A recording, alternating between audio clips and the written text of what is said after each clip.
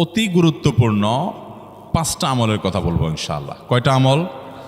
5টা আমলের কথা বলবো।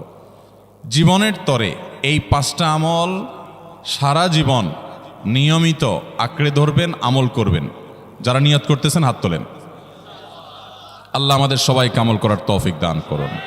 আল্লাহ আমাদের সবাইকে কবুল মঞ্জুর করুন। নাম্বার 1, সবচেয়ে বেশি যেটা করতে হবে পরিমাণে, জুমার দিন, জুমার রাত, বৃহস্পতিবার সন্ধ্যা থেকে নিয়ে শুক্রবার সন্ধ্যার আগ পর্যন্ত পরিমাণে সবচেয়ে বেশি করতে হবে যে আমলটা, সেটা হলো দুরূদ শরীফের আমল। কিসের আমল? ভাইরা, দুরূদ এমন একটা আমল, আপনি যদি শুধু দুরূদের এই আমলটাকে আঁকড়ে ধরেন, সবসময় আপনার মুখ দিয়ে দুরূদ বের হতে থাকে, পড়তে থাকেন, তো নবী করিম সাল্লাল্লাহু আলাইহি সাল্লামের ভাষ্য অনুযায়ী, তার ওয়াদা অনুযায়ী, ইদান তুকফা হাম্মুক ওয়া তুগফার যামবুক, তোমার যত পেরেশানি আছে নবী সাল্লাল্লাহু আলাইহি সাল্লাম বলেছেন, এই সব পেরেশানি দূর করার জন্য এই দুরূদের আমলটা যথেষ্ট হবে ইনশাআল্লাহ। এবং গুনাহ মাফের জন্য এই দুরূদের আমলটা কি হবে? যথেষ্ট হবে।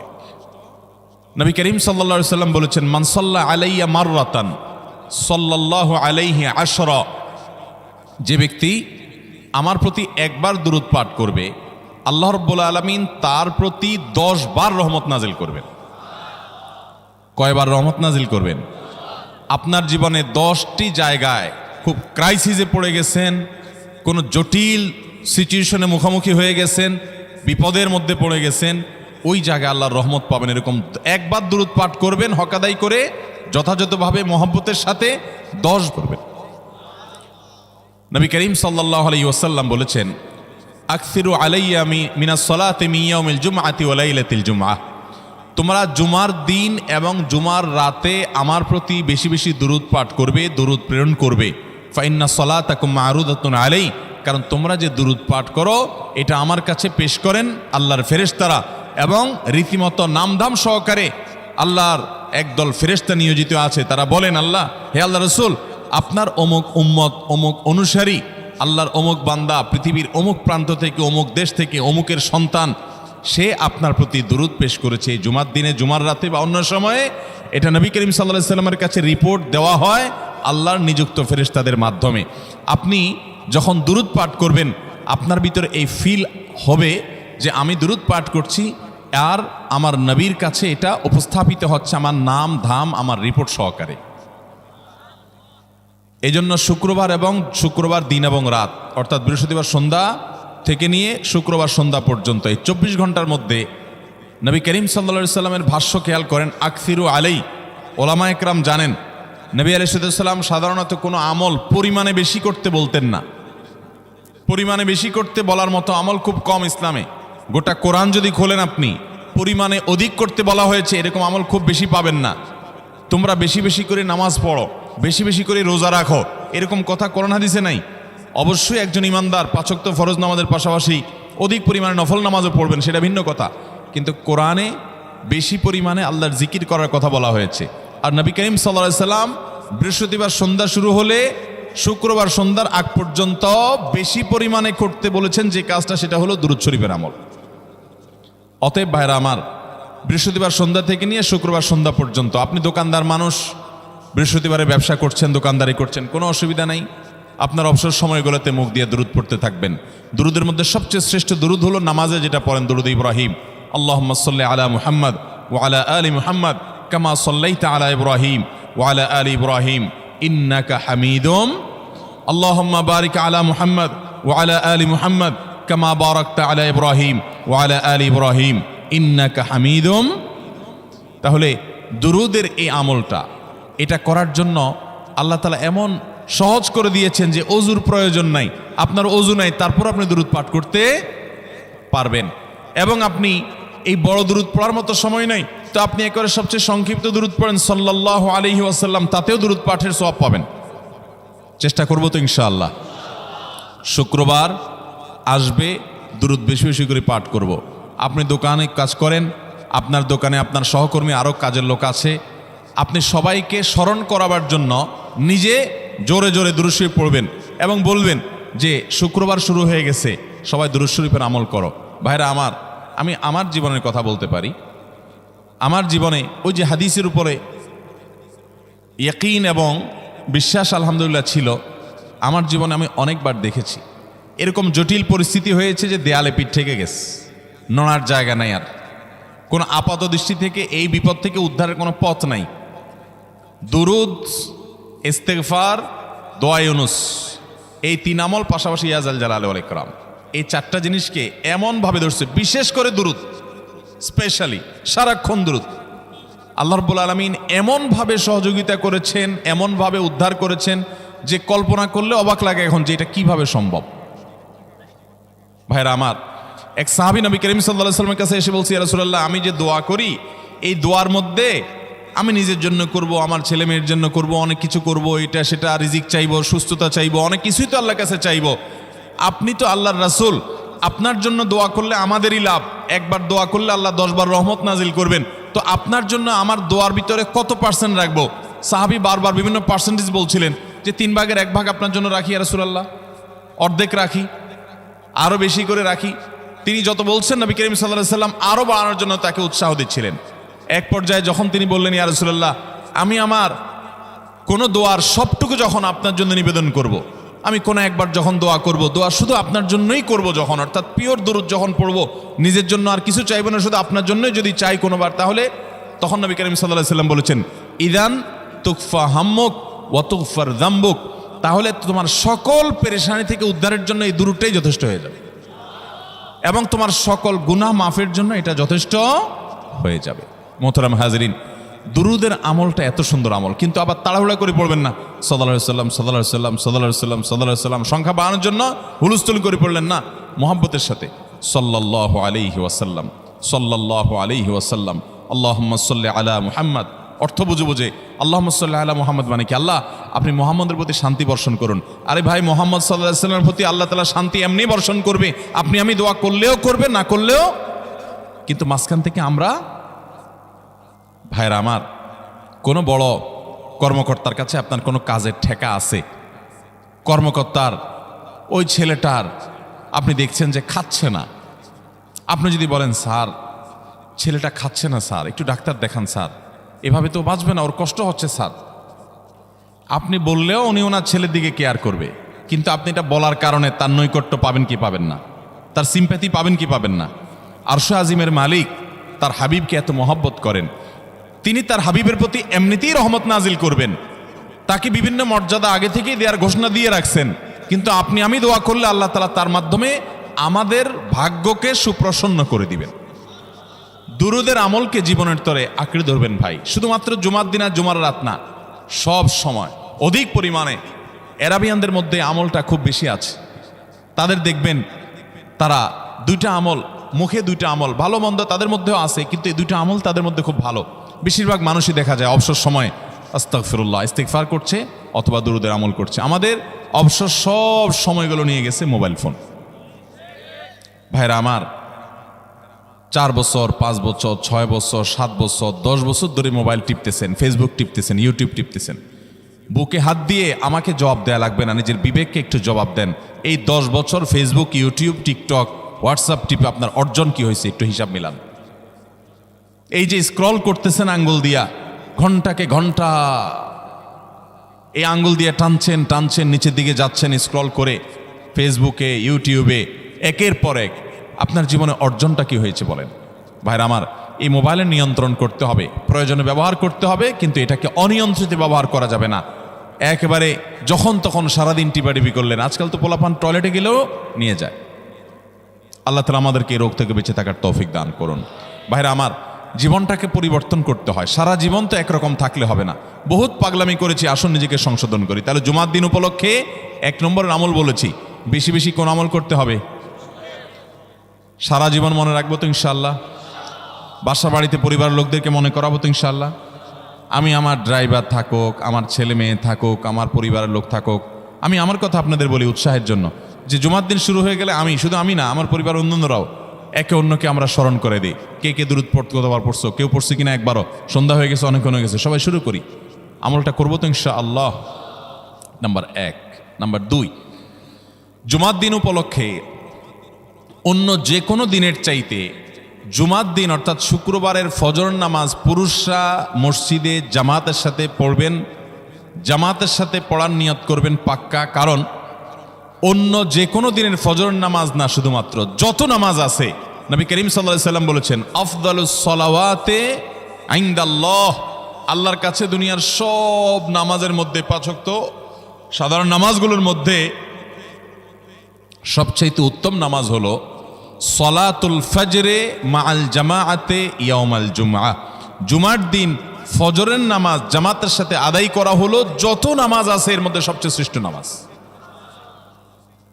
তাহলে জুমার দিনে এই বিষয়টা বিশেষভাবে খেয়াল রাখবো। জুমার দিন ফজর নামাজটা পুরুষরা কোথায় পড়বো, এবং সেটা বৃহস্পতিবার থেকে পরিকল্পনা শুরু করবো যে কালকের ফজর নামাজ যাতে কোনো অবস্থাতে আমার মিস না হয়। আমাদের আখিরাতের ব্যবসা এটা ভাই, আখিরাতের কারেন্সি সংগ্রহ করা। যত খুঁটে খুঁটে ভালো ভালো আমলগুলো করবেন, আপনার আমল নামাতে আমল সওয়াব জমা হতে থাকবে। চেষ্টা করবো তো ইনশাআল্লাহ। আমাদেরকে শয়তান অন্যদিন ফজরের নামাজ পড়ার সুযোগ হলেও শয়তান এমনভাবে আমাদেরকে ধোঁকা দেয়, শুক্রবারে ফজরটা পড়াটা সবচেয়ে বেশি কঠিন হয়ে যায়। কেন জানেন?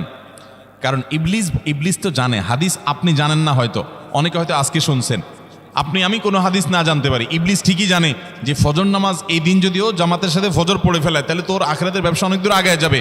ওর সাথে তো আমাদের বাবা আদমের সাথে সেই চ্যালেঞ্জ, আদম আলাইহিস সালামকে সিজদা করতে বলা হয়েছে, সে তো করে নাই, তার সৌজন্যে বা তার জন্য সিজদা নিবেদন করে নাই। আল্লাহ তাআলা সেজন্য তাকে জান্নাত থেকে বের করে দিয়েছে। তার কারণে এই ইবলিস তখনই আল্লাহর সাথে, আল্লাহর সামনে চ্যালেঞ্জ ছুড়ে দিয়েছে আদম আলাইহিস সালামের সাথে যে লা উবিয়ান্নাহুম আজমাইন, আমি আদমের সব সন্তানগুলোকে পথহারা করে ছাড়বো, ওদেরকে জান্নাতের পথে চলতে দিব না। এই জন্য আল্লাহ তাআলার কাছে সে কিছু পাওয়ার চাইয়া নিছে। এর ভিতরে একটা হলো কিয়ামত পর্যন্ত হায়াত পাবে, আরেকটা হলো আমাদের রগের সাথে সে মিশতে পারে, রক্ত প্রবাহের সাথে মিশতে পারে, শরীরের মধ্যে প্রভাব সৃষ্টি করতে পারে, আমাদেরকে দুর্বল করতে পারে, মন্দ দিকে টানতে পারে, ভালো কাজ যেন না হয় মনে মনে কুমন্ত্রণা সৃষ্টি করতে পারে। এই পাওয়ার সে নিয়ে এসেছে। এই জন্য তার সাথে আমাদের চ্যালেঞ্জ। সে হাদিস জানে যে জুমার দিন ফজর পড়লে আমাদের অনেক লাভ হয়ে যাবে। এই জন্য সে বৃহস্পতিবার রাতে, অন্য দিন যদি আপনি 10টা 11টা বা 11:30টায় ঘুমান, 12টায় ঘুমান, জুমার দিন অর্থাৎ বৃহস্পতিবার দিবাগত রাতে আইসা ইবলিস বলে, আরে পাগল হইছস, কালকে হলো শুক্রবার, দোকানদারি নাই, ব্যবসা নাই, চাকরি নাই, মহিলাদেরকে বলে কালকে পোলাপানের স্কুল নাই, মাদ্রাসা নাই, আজকে একটু টক শো, মিষ্টি শো, নাটক, সিনেমা, ইউটিউব, ফেসবুক, ওয়াজই শোন অন্তত। শয়তান কি বলে, ঠিক আছে তো যদি এত ফিল্ম দেখতে মনে না চায়, তো যদি মুসলমান হস, নেককার হস, তো ঠিক আছে অমুক হুজুরের ওয়াজ শুন। এই হুজুরের ওয়াজ শোনাত লাগাই দিয়ে রাতে 1টা 2টা পর্যন্ত পার করে দিল। এরপরে ফজর নামাজ ওর জামাতের সাথে মিস শেষ। ভাইরা আমার, প্রত্যেক বৃহস্পতিবার আসলে সন্ধ্যার সময় প্রতিজ্ঞা করব, সপ্তাহের অন্য দিন যদি আমার ত্রুটি বিচ্যুতি হয়ও আমি সেটাকে কারেকশন করার চেষ্টা করব, কিন্তু শুক্রবার ফজরটা পুরুষ হিসাবে আমি জামাতের সাথে পড়বই পড়বো। তার জন্য রাতে আগে আগে শোবো, ডাবল ট্রিপল অ্যালার্ম দিয়ে শোবো, অন্য নামাজি বন্ধুকে বলবো ফোন দিয়ে ডেকে দিবি, একে অন্যের সহযোগিতা করব, কিন্তু ফজরের নামাজ জুমার দিন ছাড়বো না ঠিক আছে তো? কয়টা আমল হলো? 2টা। মনে রাখবেন তো ইনশাআল্লাহ। আগামী বছর তো আমার মাহফিল আমি আর করব না, কিন্তু আগামী বছর যে মাহফিল করবেন সে আলোচককে আমি রিকোয়েস্ট করবো ইনশাআল্লাহ, আয়োজকরা এটার সবক যেন নেয় আগামী বছর। দিতে পারবেন তো ইনশাআল্লাহ? আমল যদি করেন তাহলে সবক ঠিকই দিতে পারবেন। ওই যে ভাই সবগুলো শুনে দিছে, কারণ এই আমল করেন। আচ্ছা, 3 নম্বর আমল হলো সূরা কাহাফ পড়ব। কোন সূরা পড়ব? সূরা কাহাফ। যারা কোরআন পড়তে পারেন না তারা শুনবেন, আর যারা পড়তে পারেন তারা নিজে পড়বেন। সূরা কাহাফ যদি জুমার দিন কেউ পড়ে, নবী করিম সাল্লাল্লাহু আলাইহি সাল্লাম বলেছেন এই সূরাটা তার জন্য নূর হবে, নূর, আলো আল্লাহর তরফ থেকে। কিয়ামতের ময়দানে ভয়াবহ গুটগুটে অন্ধকার হবে। কিয়ামতের একটা ভয়াবহ শাস্তি হলো অন্ধকারের শাস্তি। ভাইরা আমার, অন্ধকারের শাস্তি মানে এমন ভয়াবহ অন্ধকার হবে যে দুনিয়ার অন্ধকারের সাথে কোনো তুলনাযোগ্য নয়।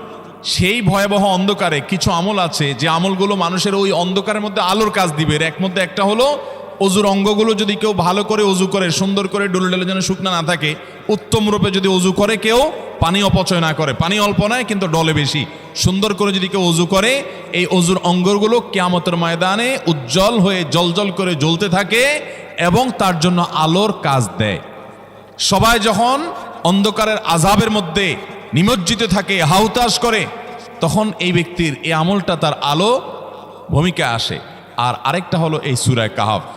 অন্য অনেক ওলামা ইকরাম বলেছেন এর ব্যাখ্যা হলো সূরা কাহফ যদি কেউ এক বৃহস্পতিবারে পড়ে, পরের বৃহস্পতিবার পর্যন্ত, এক শুক্রবারে যদি পড়ে, পরের শুক্রবার আগ পর্যন্ত পুরো সপ্তাহব্যাপী তার ভিতরে নূর, ঈমানের নূর, তাকওয়ার নূর, ইলমের নূর, আমলের নূর, ভালো মানুষ হওয়ার নূর তার ভিতরে আল্লাহ তাআলা সৃষ্টি করে দিবেন। এই জন্য জুমার দিন সূরা কাহফ পড়বো তো ইনশাআল্লাহ। আলহামদুলিল্লাহ ভাই, আপনাদেরকে যে আমলগুলো করছি এগুলো আমি, আমার পরিবার সদস্য, পরিচিত, সহকর্মী, আমি চেষ্টা করি সবাইকে স্মরণ করানোর এবং আমল করার চেষ্টা করি। আপনাদেরকেও বলছি ভাই, জুমার দিন যেহেতু, অতএব আজকে জুমার দিন উপলক্ষে বলে যাচ্ছি, জুমার দিনের এই 14-15টা আমলের মধ্যে সামারি করে আমি 5টা আমল করে দিচ্ছি যে এগুলোর গুরুত্ব অনেক বেশি অন্য অনেকগুলো চাইতে, এগুলো বিশেষভাবে করব। তাহলে এর মধ্যে প্রথমটা চলে গেল দুরুদ বেশি বেশি করে পড়ব। দ্বিতীয়টা হলো জুমার দিনের ফজর নামাজ কোন অবস্থাতে জামাতের সাথে পড়া মিস করব না, কারণ নবী সাল্লাল্লাহু আলাইহি সাল্লাম বলেছেন সকল নামাজের মধ্যে সবচেয়ে সেরা, উত্তম, শ্রেষ্ঠ নামাজ, অর্থাৎ ওয়াক্তিয়া নামাজের মধ্যে সবচেয়ে শ্রেষ্ঠ নামাজ হলো জুমার দিনের ফজরের নামাজ জামাতের সাথে পড়া। তাহলে মহিলারা কি করবে? মহিলারা পুরুষদেরকে উঠায় উঠায় মসজিদে পাঠিয়ে দিবে এবং সহযোগিতা করবে, তাহলে তার মাধ্যমে তারাও একই সওয়াব পেয়ে যাবে। আর 3 নম্বর আমলে বলেছিলাম সূরা কাহফ, এটা নারী পুরুষ সবাই করবে বেশি বেশি করে, ঠিক আছে তো ইনশাআল্লাহ? আমরা অনেক ভাই আছি সপ্তাহের 6 দিন আমাদের কোরআন পড়ার সুযোগ হয় না, তো অন্তত জুমার দিন সূরা কাহফটা যদি আপনি বাধ্যতামূলক করেন, আলহামদুলিল্লাহ, এটা অনেক বড় সূরা, পড়তে আপনার 20-25 মিনিট 30 মিনিট সময় পর্যন্ত লেগে যাবে। আপনি আধা ঘন্টা সময় ধরে যদি আস্তে আস্তে সুন্দর করে পড়েন, তো সপ্তাহে একবার অন্তত কোরআনের সাথে আপনি সময় দিলেন। আরেকটা সুসংবাদ শুনেন, সূরা কাহফ যদি কেউ মুখস্থ করে, তেলাওয়াত করে নিয়মিত, বিশেষ করে সূরা কাহফের প্রথম 10টা আয়াত যদি কেউ মুখস্থ করে, নবী করিম সাল্লাল্লাহু আলাইহি সাল্লাম বলেছেন কিয়ামতের আগে দাজ্জালের যে ফিতনা আসবে, যেই ফিতনায় বহু মানুষ দাজ্জালকে আল্লাহ মনে করে বেঈমান হয়ে জাহান্নামে যাবে, এই ফিতনা থেকে পৃথিবীতে এমন কোনো নবী ছিল না, এমন কোনো রাসূল আসেন নাই। এই মানব ইতিহাসের প্রথম মানুষ আদম আলাইহিস সালাম থেকে নিয়ে আমাদের মুহাম্মদ সাল্লাল্লাহু আলাইহি সাল্লাম পর্যন্ত এই লক্ষ লক্ষ যত নবী রাসূল এসেছে, সমস্ত নবী রাসূলরা একটা ব্যাপারে সাবধান করে গেছেন, দাজ্জাল আসবে, যে দাজ্জালের হাতে পাওয়ার থাকবে এত বেশি, অলৌকিকত্ব থাকবে এত বেশি, সে মরা মানুষকে জিন্দা করে ফেলবে, জিন্দা মানুষকে বলবে সে মরে যাবে, তার হাতেই সব কন্ট্রোলিং পাওয়ার থাকবে, দুনিয়ার সমস্ত রিজিক তার হাতে কক্ষিগত থাকবে, এমন পাওয়ার থাকবে তাকে দেখে মানুষ বলবে হ্যাঁ এই তো আল্লাহ, এই তো সব কিছু পারে, বেঈমান হয়ে যাবে। এই দাজ্জালের ফিতনায় তোমরা পড়বা না, বেঁচে থাকবা। বুদ্ধি দিয়া বিবেক দিয়ে মানুষ বাঁচতে পারবে না। দাজ্জালের ফিতনা থেকে বাঁচার জন্য সকল নবী রাসূলরা এই জন্য সাবধান করেছেন। আমাদের নবী সাল্লাল্লাহু আলাইহি সাল্লাম নামাজের শেষ বৈঠকে দোয়া মাসুরের জায়গায় একটা দোয়া পড়তেন, আল্লাহুম্মা ইন্নী আউযু বিকা মিন আযাবিন নার ওয়া আযাবিল কবর ওয়া আউযু বিকা মিন ফিতনাতিল মাহইয়া ওয়াল মামাত ওয়া আউযু বিকা মিন শাররি ফিতনাতিল মাসীহিদ দাজ্জাল। আল্লাহ আপনার কাছে দাজ্জালের ফিতনা থেকে পানা চাই। 1450 বছর হয়ে গেছে, এখনো দাজ্জালের আবির্ভাব হয় নাই, হবে কিয়ামতের আগে, কখন হবে আল্লাহ ভালো জানেন। কিন্তু নবী সাল্লাল্লাহু আলাইহি সাল্লাম বলেছেন সূরা কাহফের প্রথম 10 আয়াত যদি কেউ মুখস্থ করে, তো এই ব্যক্তিকে আল্লাহ রাব্বুল আলামিন এবং যদি তেলাওয়াত করে, এই ব্যক্তিকে আমলের মাধ্যমে দাজ্জালের ফিতনা থেকে আল্লাহ বাঁচিয়ে রাখবেন। দাজ্জাল তো অনেক পরের কথা, কোথাকার কোন আল্লাহর প্রতি অবিশ্বাসী মুশরিক বা কাফের খেলোয়াড় একটু পায়ের ভিলকি দেখায়, লক্ষ লক্ষ কোটি কোটি মানুষ হুমড়ি খেয়ে তার ভক্ত হয়ে ইমানি চেতনা, আমলি চেতনা, তাকওয়া, তাহারাত সব খুঁয়ে বসে থাকে। আর সেখানে দাজ্জালের মতো এরকম মিরাকল, সব মিরাকল তার হাতে থাকবে।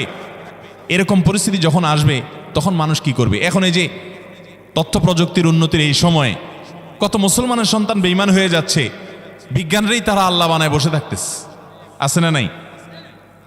ধারণামূলক বিষয়কে তারা চূড়ান্ত বিষয় বানিয়ে বসে আছে, বেঈমান হয়ে যাচ্ছে।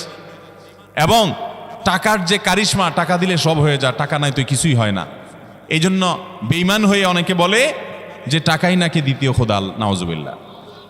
ভাইরা আমার, দুনিয়ার এই ভেলকি কি দেখছি আমরা? কিয়ামতের আগে ভেলকি আরো অনেক দেখবে আমাদের পরবর্তী প্রজন্ম, আমাদের ছেলে মেয়েরা, নাতিপুতিরা আরো অনেক ভেলকি দেখবে। এমন ভেলকি দেখবে যে তাদের আল্লাহর প্রতি ঈমান আনা, আখিরাতের প্রতি বিশ্বাস করাটা কঠিন থেকে কঠিন হয়ে যাবে। এরকম পরিস্থিতি তৈরি হবে দুনিয়াতে। তথ্য প্রযুক্তির উন্নতির নাম দিয়ে, এটার নাম দিয়ে, সেটার নাম দিয়ে মানুষের জীবনযাত্রা সহজ হবে, কিন্তু এর মাধ্যমে মানুষের ঈমান দুর্বল হওয়ার অনেক সম্ভাবনা, শঙ্কা তৈরি হবে এবং শয়তান সেগুলো সৃষ্টি করবে। এই আশঙ্কা থেকে বাঁচার জন্য সূরা কাহফটা হলো মহৌষধের মতো। অতএব জুমার দিন প্রত্যেক শুক্রবারে সূরা কাহফ পড়ব তো ইনশাআল্লাহ। মায়েরা, বোনেরা, আমরা ভাইয়েরা যারা আছি, বাবারা যারা আছি, আল্লাহর ওয়াস্তে জীবনের তরে নিয়ত করে নেন আজকের মাহফিল থেকে জীবনে কখনো বৃহস্পতিবার সন্ধ্যা থেকে শুক্রবার সন্ধ্যা রাগ পর্যন্ত আমার হাজার ব্যস্ততা থাকুক, সূরা কাহাফটা পড়া ছাড়া আমি কোনো কাজ করব না আমি আল্লাহর অনেক বান্দাকে ব্যক্তিগতভাবে জানি, আমি নিজেও এতটা গুরুত্ব দিয়ে করতে পারি না। অনেক বড় সরকারি কর্মকর্তা, অনেক বড় পদের নাম আমি বলবো না, আমাকে বলে ভাই আমি মাগরিবের পর, ব্যক্তিগতভাবে আমি জানি উনি খুব সৎ মানুষ, সব মানুষ একরকম হয় না, সৎ মানুষ। উনি বললেন ভাই মাগরিবের পরে আমার ফ্যামিলির সব বাচ্চা কাচ্চা সবাইকে আমি বলি, আমি ব্যস্ত থাকলেও বলি যে মাগরিবের পরে আগে সবাই সূরা কাহাফটা পড়ে ফেলো, এরপর অন্য সব আমল। আমরাও চেষ্টা করবো না ইনশাআল্লাহ। কয়টা আমল গেল? তাসাল, ফরজ গোসল হলে ফরজ গোসল করবে, উত্তম রূপে গোসল করবে, ভালো করে গোসল করবে জুমার দিন। ওয়ামাশা ওয়ালামিয়ার কাব, জুমার নামাজের জন্য পায়ে হেঁটে মসজিদে যাবে, বাহনে চড়বে না। কেউ যদি মাজুর হয় সে বাহনে চড়লেও চলবে, কিন্তু সাধারণ যারা সুস্থ আছেন পায়ে হেঁটে মসজিদে যাবেন, বাহনে চড়লেন না। জুমার দিনের কথা, জুমার নামাজের কথা। ওয়াদানা মিনাল ইমামে ওয়ালামিয়ালগু, ইমামের কাছাকাছি গিয়ে বসবে, দূরে না, যত কাছে যেতে পারে একদম সামনের কাতার ইমামের কাছাকাছি গিয়ে বসবে, কোনো অনর্থক কথা বলবে না, দুনিয়াবি কথা বলবে না, বেহুদি কাজ করবে না। ওখানে গিয়ে যতক্ষণ সময় পাবে জিকির, আজকার, তেলাওয়াত, তাসবিহ, দোয়া, রোনাজারি, কান্নাকাটি, বই পড়া, দিনী কাজ করা, এর মধ্যে সে কাটাবে নিজেকে।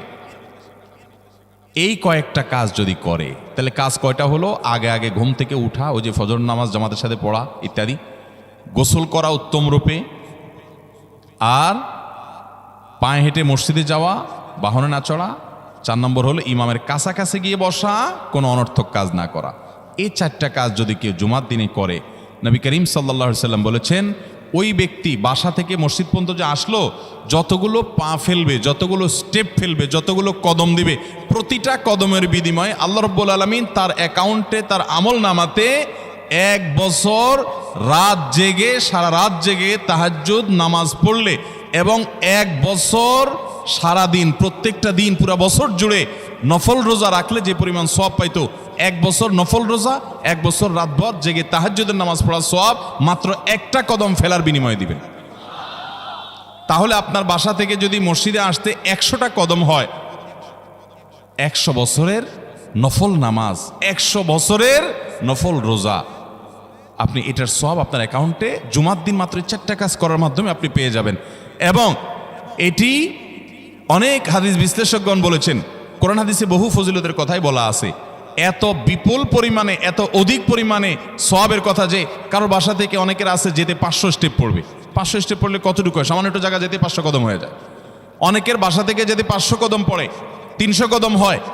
তো সে এই 500 বছর নফল নামাজ, নফল রোজা, রাত ভর দিনভর করার সওয়াব, কন্টিনিউয়াসলি করার সওয়াব মাত্র এই মসজিদে গেল আসলো, এই 4টা শর্ত পূরণ করে সেইটা সওয়াবটা পেতে পারে। যদি সপ্তাহে 4 জমা হয় তাহলে 4 বার 500 করে যদি হলো 2000 বছর, এভাবে তার আমল নামাজের সওয়াবের পাহাড় সে জমা করতে পারে শুক্রবারের ছোট্ট আমলটার মাধ্যমে। চেষ্টা করব না ইনশাআল্লাহ। আমি দেশে বিদেশে অনেক আল্লাহর বান্দাকে আমি শুনেছি, এ হাদিস আমি যেদিন থেকে জেনেছি আমি চেষ্টা করেছি এটার আমল, এটার প্রচার মানুষের মধ্যে ছড়ানোর।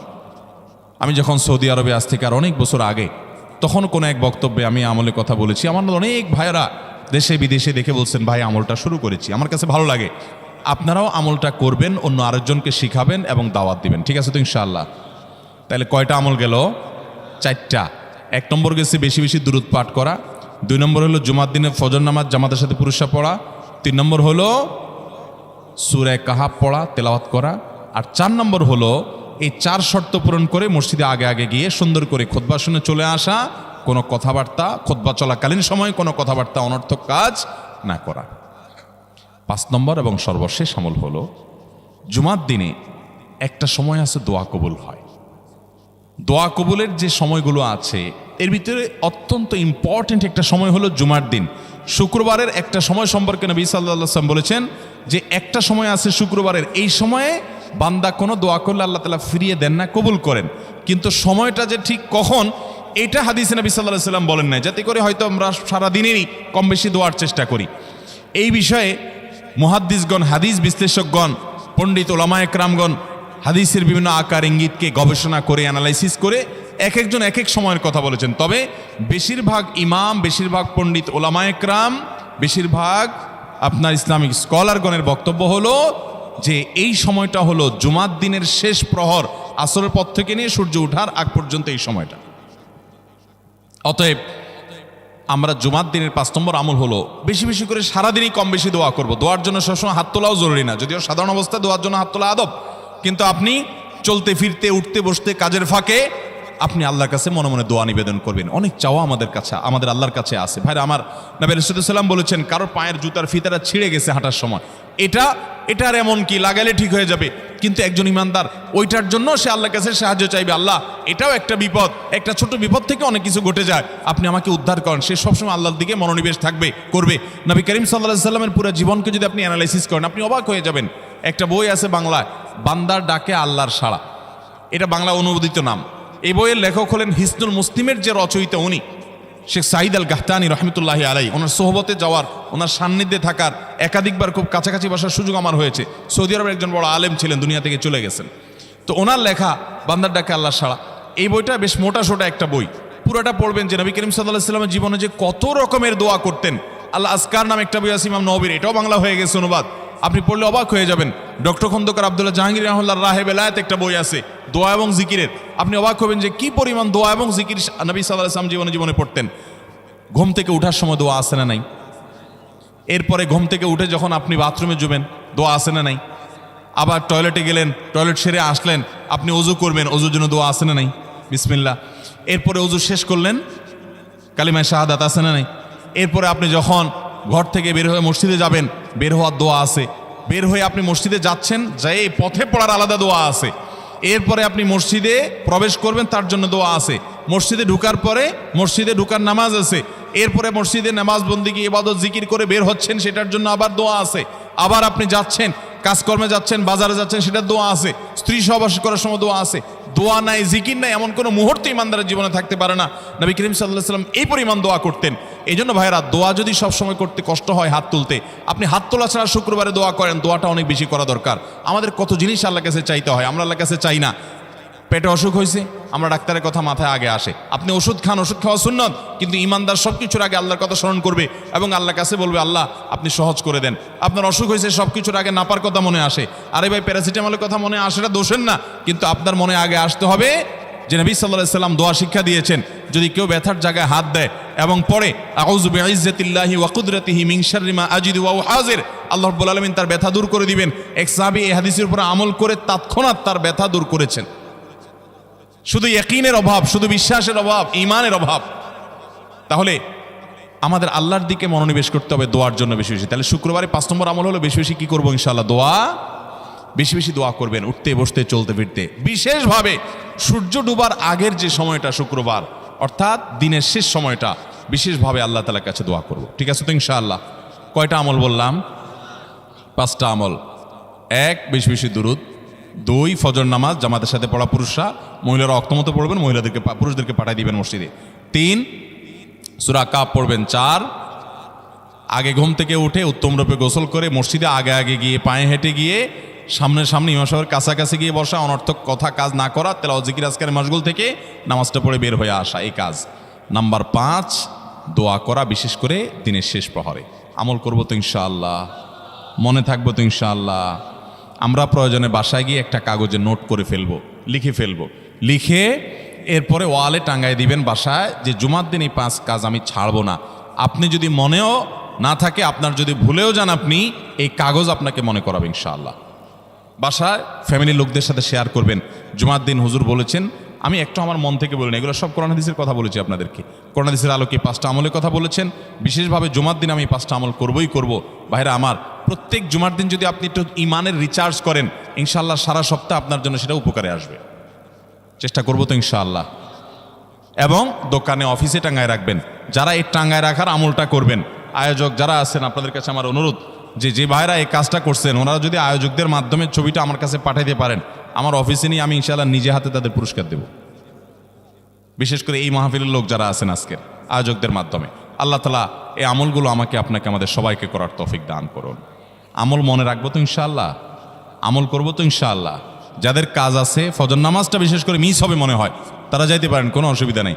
অন্যান্য সময় আমরা সাধারণত দেখি যে মানুষ ঠেকায় না, মানুষ ঠেকানো না, বিশেষ করে রাত বেশি হয়ে গেলে ফজর নামাজ মিস হবে এই আশঙ্কা হলে আপনার বসার চাইতে বরং যাওয়া ভালো।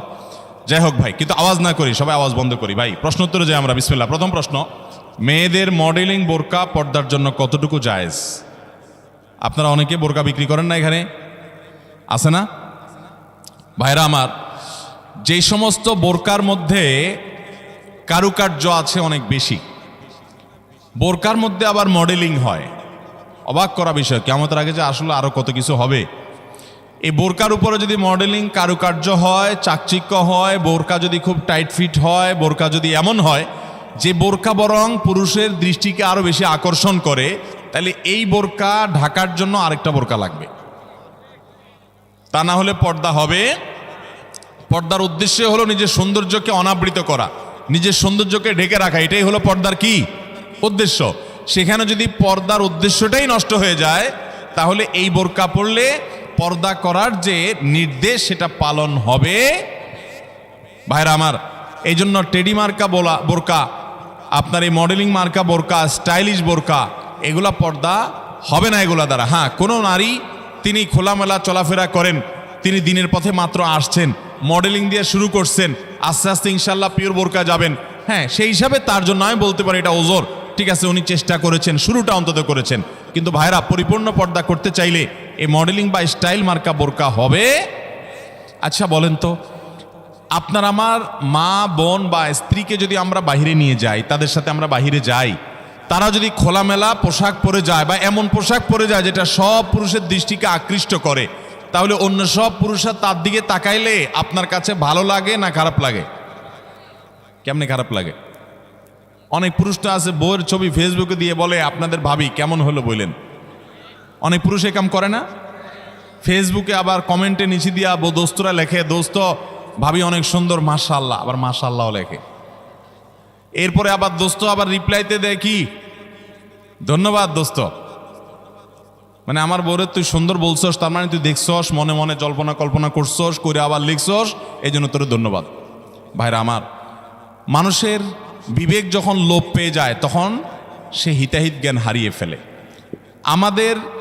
আমাদের মা, আমাদের বোন, আমাদের মেয়ে, আমাদের স্ত্রী, তাদেরকে নিয়ে আমরা যখন খোলামেলা পোশাকে যাব, কোনো বিয়েতে আপনি যখন যাবেন, কোনো মার্কেটে যাবেন, একেবারে চাকচিক্যপূর্ণ পোশাক, একদম খোলামেলা অশ্লীল, তো জগতে বা রাস্তায় যত পুরুষরা তাদেরকে দেখবে, এই সৌন্দর্য দেখার পর পুরুষদের মনে মনে তাকে নিয়ে বাজে চিন্তা, জল্পনা কল্পনা, মনে মনে জেনা, এটা হবে কি হবে না? না, হবে না। সবাই কি বাজে চিন্তা করে আপনার মতো? পবিত্র চিন্তা করতে পারে না? কি বলেন ভাইরা আমার?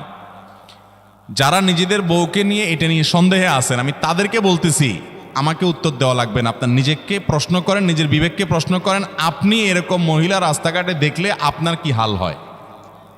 আপনি যা যা চিন্তা করেন, আপনার বউ, আপনার মা বোনকে নিয়ে এভাবে আপনি বের হলে অন্যরাও সে চিন্তাই করে। আল্লাহ আমাদের বিবেকটাকে খোলার তৌফিক দান করুন। আমি মিডল ইস্টে, বিশেষ করে সৌদি আরবে অনেক মানুষ দেখছি, দিনদারির নামগন্ধ নেয়, টাকুর নিচে সে জুব্বা পরে, হারাম কাজ করে, বিড়ি খায়, সিগারেট খায়, 2 নম্বরই করে, মানে মুসলমান হিসেবে কোনো ভালো মুসলমান না। কিন্তু গল্লির ঠাওয়ার ঠিক আছে, জায়গা মতো সে একেবারে সুসের মতো সোজা, বইয়ের ব্যাপারে পরিপূর্ণ পর্দা মেনটেন করে, কোনো রাষ্ট্রীয় নির্দেশের কারণে না। বেশিরভাগ পুরুষরা এটা করে এই জন্য, কারণ সে জানে তো সে নিজে অন্যের মেয়েকে খোলামেলা দেখলে কি জল্পনা কল্পনা তার মনে আসে সে জানে, অতএব তার স্ত্রীকে নিয়ে গেলে অন্যরা কি জল্পনা করবে সে জানে, এই জন্য তার আত্মসম্মান বোধের জায়গা থেকে সেটা করে। মুসলমান নারী, তার ভিতরে আত্মসম্মান বোধ থাকবে যে আমাকে নিয়ে মানুষ বাজে চিন্তা করবে, জল্পনা কল্পনা করবে, নোংরা চিন্তা করবে, এটা কোনো নারী করতে দিতে পারে? একজন খোলামেলা বেপর্দা নারীকে দেখে যত মানুষ মনে মনে তাকে জেনা করে, সে মনের কথাগুলো যদি মানুষ বলতো, এই নারী জুতা দিয়ে পিটতে পিটতে রাস্তা যাইত। কিন্তু সে মনে মনে মানুষের এই জেনার কাজ সে করে যাচ্ছে। আল্লাহ আমাদেরকে পর্দার গুরুত্ব বোঝার তৌফিক দান করুন। এটা নারীর জন্য অসম্মান না, এটা নারীর জন্য বরং সম্মানের, এটা নারীর ইজ্জত রক্ষার জন্য সবচেয়ে বড় মাধ্যম। আমাদের সেকুলার, অতি সেকুলার, উগ্র নাস্তিক বন্ধুরা বলে যে হুজুরদের মনটাই খারাপ, এই বেটারা বলে মহিলা দেখতে বলে তাদের বলে অবস্থা খারাপ হয়, এই বেটাদের চরিত্রই খারাপ।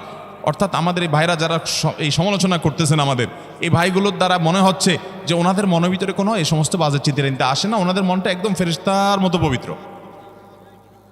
এরকম যাদের কোনো চিন্তা জল্পনা কল্পনা আসে না, এরা হয় মিথ্যুক আর না হলে রুগী।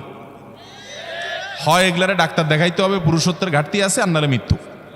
আল্লাহ তাআলা সৃষ্টি করেছেন এভাবে, তোমার কোনো মনে চিন্তাই বাজে আসে না, তোমার মতো এই অসুস্থ মানুষ, তোমার তো হাসপাতালে ভর্তি হওয়া উচিত। আল্লাহ রাব্বুল আলামিন আমাদেরকে পর্দার গুরুত্ব বোঝার তৌফিক দান করুন। অনেক পুরুষ আছে নিজের বউয়ের জন্য চাকচিক্যপূর্ণ বোরকা পরে নিয়ে যান। না ভাই, আপনার বউর যত সাজগোজ সব বাসা বাড়িতে হবে একান্তে। আপনি বাইরে রাস্তাঘাটে কেন বিলে বেড়াচ্ছেন? মহর দিয়ে বিয়ে করছেন আপনি, আর রাস্তাঘাটে মানুষকে দেখা বেড়াচ্ছেন। আত্মসম্মান বোধ থাকা উচিত। আল্লাহ আমাদেরকে পর্দার গুরুত্ব বোঝার তৌফিক দান করুন। তাহলে স্টাইলি বোরকা এগুলো পড়লে কিন্তু কাজ হবে না, বোরকার কাজ হবে না। আমি এখান থেকে গ্রামে যাব এবং ওই দিনই আবার চলে আসব, এক্ষেত্রে আমার নামাজ কি কসর করতে হবে? দেখুন, গ্রামে আমরা প্রত্যেকে যার যার বাড়িতে যখন যাব, সেটা আমাদের মূল ঠিকানা, আসল ঠিকানা হলে সেখানে আমি 1 ঘন্টার জন্য যদি যাই, নামাজ আমাকে পুরা পড়তে হবে। নিজের স্থায়ী ঠিকানাতে কখনো কসর হয়? পথে কসর হবে। বাড়িতে যখন চলে গেছেন, আপনার বাড়ি কুমিল্লাতে, আপনার বাড়ি চট্টগ্রামে, আপনার বাড়ি বগুড়াতে বা খুলনাতে বা সিলেটে, আপনার বাড়ি যেখানেই হোক না কেন, যখন সফরের দূরত্ব হবে, নিজের স্থায়ী ঠিকানায় 1 ঘন্টার জন্য যদি যান, সেখানে পুরো নামাজ পড়তে হবে, কসর চলবে। কিন্তু কিছু লোক আছে, গ্রামে বাড়ি আছে ঠিক আছে, কিন্তু তাদের গ্রামের বাড়ি এখন আর স্থায়ী ঠিকানা না। ধরুন আপনি ঢাকা শহরে বাড়ি কিনছেন বা ফ্ল্যাট কিনছেন, পাসপোর্টে, এনআইডিতে, সরকারি সব কাগজে পত্রে ঠিকানাতে আপনি স্থায়ী ঠিকানাও এটা, বর্তমান ঠিকানাও এটা। গ্রামের বাড়ি আছে কিন্তু ওটা আপনার স্থায়ীও না, বর্তমান ঠিকানাও না, জাস্ট বেড়াইতে যান, ভাই বেড়াদাররা আছে, অন্যরা আছে, তাহলে ওইটাতে আপনি গেস্ট, সেখানে আপনি কসর পড়বেন। এবং এটা আপনার স্থায়ী এবং বর্তমান ঠিকানা হলে, অনেকে আছে বাড়িতে জমি জমা আছে, শুধুমাত্র থাকার ঘরবাড়িও নাই এবং ভাগযোগ হয়ে গেছে, সে শুধু গেস্ট হিসেবে যায়, ভাইদের মেহমান হয়ে যায়, তাহলে সে কসর পড়বে। আর না হলে স্থায়ী ঠিকানায় গেলে 1 ঘন্টার জন্য সে কি করতে হবে? পুরো নামাজ পড়তে হবে, যদি স্থায়ী ঠিকানা হয় তার গ্রাম। এরপরে প্রশ্ন হলো, আমি অনেকবার তওবা করেছি, প্রত্যেকবারই ভঙ্গ হয়েছে, তাহলে কি আমি মুনাফিক হয়ে গেছি? না ভাই, তওবা হওয়ার পর তওবা ভেঙে যাওয়াটা অস্বাভাবিক নয়। আপনারা খুশি হবেন শুনে, আমাদের রব আল্লাহ রাব্বুল আলামিনের একটা গুণবাচক নাম হলো তাওয়াব। কি নাম ভাই? তাওয়াবের মানে জানেন? আল্লাহু আকবার। রিপিটেডলি, বারবার যিনি বান্দার তওবা কবুল করেন। এই জন্য ভাই, একবার গুনাহ হয়ে গেছে, আল্লাহর কাছে তওবা করেছেন, চেষ্টা করছেন যে আর যেন না হয়, কিন্তু আবার শয়তান কাত করে ফেলে দিয়েছে, আবারও তওবা করে ফেলবেন এবং দুর্বল হবেন না। এখানে ইবলিস আপনাকে বলবে, তুই এতবার একই কাজ করে তওবা করছস আল্লাহর কাছে, আবার কোন মুখে তওবা করবি? থাক, বাদ দে। আপনার তওবা থেকে দূরে সরাবে। এটা হলো শয়তানের সবচেয়ে বড় অস্ত্র। কখনো নিরাশ হওয়া যাবে না। তওবা আগের বারের চাইতে পরের বারটা আরো স্ট্রং করবেন, যে ঠিক আছে আগের বারটা তওবা আমি দুর্বল ছিল, এটাকে আরো স্ট্রং করব, চেষ্টা করবো না ইনশাআল্লাহ। তাহলে তওবা বারবার করতে হবে, বারবার করতে হবে। ভেঙে গেলে আরো শক্ত, হার্ডলি তওবা করতে হবে, নিজের প্রতি নিজে শাসন চালাতে হবে। এভাবে ইনশাআল্লাহ সামনে আগাইতে হবে। ভারতবর্ষে একজন কবি বলেছেন, আরে ইয়ে কুস্তি তো হয় অমর ভর কি, কবি ও দাবালে কবি তু দাবালে। ইবলিসের সাথে তোমার এই লড়াই তো সারা জীবনের। কখনো ইবলিস তোমাকে কাত করে ফেলে দিবে, তোমার দ্বারা গুনাহ করায় ফেলবে, আবার কখনো চোখের পানি ফেলে কেঁদে কেটে আল্লাহর কাছে একান্তে। ভাইরা, কিছু নির্জন সময় কাটানো দরকার। আমাদের কোনো নির্জন সময় নাই। নির্জন সময় হলে ওই মোবাইলে আমরা ঢুকে পড়ি, মোবাইল টোবাইল বন্ধ করে ফেলে দিনে রাতে 24 ঘন্টার ভিতরে 5 ওয়াক্ত নামাজের পরে আগে যে কোনো সময় অন্তত 2-4-5টা মিনিট একটু চিন্তা ভাবনা করবেন, একটু নিজের হিসাব মিলাবেন, আল্লাহর সাথে কথা বলবেন। আজকে একটা গুনাহ হয়ে গেছে, আজকে একটা কাস্টমার মহিলা আসছে, তার সৌন্দর্য দেখে তাকে নিয়ে বাজে চিন্তা জল্পনা কল্পনা করেছি, নোংরামি করেছেন, গুনাহ কাজ করেছেন। কোনো কাস্টমার এসেছে, তার সাথে ফাঁকি ঝুঁকি দিয়েছেন, 2 নাম্বারই করেছেন, মিথ্যা কথা বলেছেন, কিনা দর এত আছে বলেছেন, আসলে এত আসে নাই। এই যে মিথ্যা বলেছেন কয়টা টাকার জন্য, এই টাকা দুনিয়াতে থেকে যাবে, মিথ্যাটা আপনার আমলনামা যুক্ত হয়ে আখিরাতে যাবে। এইসব কথা চিন্তা করে আল্লাহর কাছে চোখের পানি ফেলে একান্তে, আল্লাহ করে ফেলেছি আজকে শয়তানের পালায় পড়ে, আল্লাহ খেয়াল ছিল না, আপনি মাফ করে দেন। মালিক, আপনি মাফ না করলে কিয়ামতের ময়দানের শাস্তি হবে ভয়াবহ। দুনিয়াতে আপনি ছেড়ে দেন, আল্লাহ মাফ করে দেন। মাফ চায়া দুনিয়া থেকে ওইটাকে নিষ্পত্তি করেন, একটু চোখের পানি ফেলেন, সেজদায় পড়ে যান, 2 রাকাত সালাতুত তওবা নামাজ পড়ে আল্লাহর কাছে মাফ চান, এরপরের দিন আরো স্ট্রং করেন। এভাবে আপনি লড়াই চালাতে থাকবেন। আরে এই কুস্তি তো হয় অমর ভর কি, কবি ও দাবালে কবি তু দাবালে। শয়তান গুনাহ কমা আপনার দ্বারা করায় সে জিতে যাবে, আর আপনি তওবা করে চোখের পানি ফেলে গুনাহ মাফ করিয়ে তারপরে আপনি শয়তানের উপরে জিতে যাবেন। তওবা করতে থাকবো তো ইনশাআল্লাহ। তওবা করতে কখনো ক্লান্ত হবেন, তওবা অব্যাহত রাখবেন, অনবরত রাখবেন। দুনিয়াতে কোনো ফেরেশতা মানুষ নাই, সবাই গুনাহ